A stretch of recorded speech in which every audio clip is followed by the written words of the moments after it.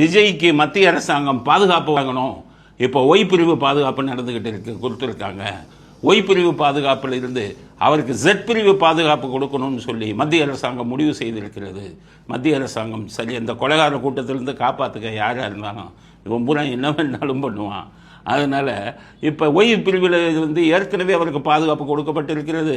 இப்போ ஜெட் பிரிவுக்கு மாற்றப்பட்டிருக்கிறது. ரொம்ப பேருக்கு தெரியாது ஒய் பிரிவு பாதுகாப்புனா என்ன, ஜெட் பிரிவு பாதுகாப்புனா என்ன. ஒய் பிரிவு பாதுகாப்பில் இப்போ விஜய்க்கு 8லிருந்து 11 போலீஸ்காரங்களை தான் கொடுத்துருக்காங்க. அதில் என்எஸ்ஜி கமாண்டோஸ்னு பேர், அவங்கள ஒரு ஆள் 2 ஆள் கொடுத்துருப்பாங்க. ஆனால் இப்போ ஜெட் பிரிவுன்னு வந்தால் 22 காவல்துறையை நேஷ்னல் செக்யூரிட்டி கார்ட்ஸ், அதாவது மத்திய இதிலிருந்து காவல்துறையிலிருந்து 22வும் கொடுத்துருப்பான். எல்லாம் AK-47 வச்சுருப்பான். 5 commandos, national security guard commandos. பார்த்தா சுட்டு போடுவான்.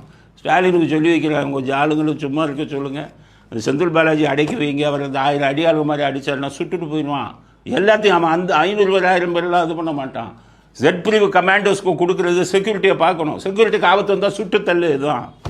அதனால் உங்கள் செந்தில் பாலாஜி எல்லாம் உள்ளே விட்ட மாதிரி இன்னுமே உள்ளே போகாதீங்க, ஷூட் பண்ணி காலி பண்ணிடுவான். அதனால் இது மத்திய அரசாங்கம் எடுத்த சரியான முடிவு. இந்த திராவிட திருடர்களிடமிருந்து இந்த ஒரு உயிரை காப்பாற்ற வேண்டுமானால் இதைத்தான் பண்ணணும்.